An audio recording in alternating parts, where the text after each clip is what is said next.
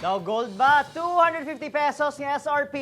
Sa presyo sang Bombay daw imposible ko nung masunod-sunod sa mga manubaligya. Dili sa Bacol City, presyo hanay, nagadalagan haling 400, tubtob 600 pesos kada kilo. Supply, maiwan. Sa Iring Pedreso, nakatutok.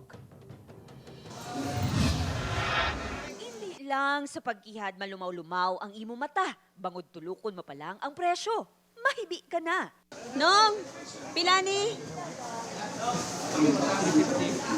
Ang sweldo nga 395 pesos sa isa ka adlaw, kulang pa gani sa isa ka kilo nga Bombay.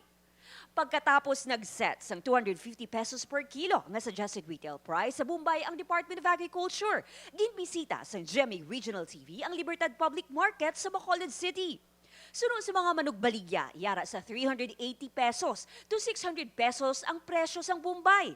Nagadepende ban kuno abi ang ila presyo sa ginahatag sa ilas ng supplier. As of now, daw wala pa man gid. Last na mundi nga baligyaan ni sa sibuyas ang kilo is 400.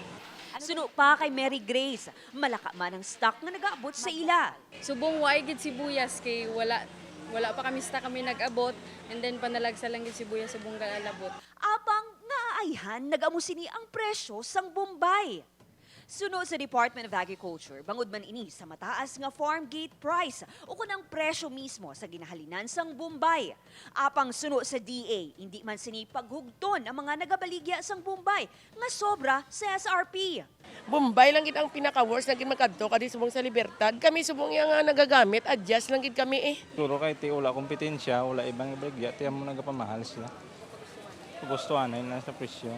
Apang wala man kuno, gihapon sang mahimo ang mga manugbakal. Ilabi na nga hindi man makumpleto ang ginaluto kun wala sang Bombay. Ang suggestion sang iban, tistingan nga dahon na lang ang ibutang. Kaangay isang sibuyas dahon nga tag 80 pesos ang bugkos. Upod Geruel Bangoy, Aileen Pedreso, One Western Visayas.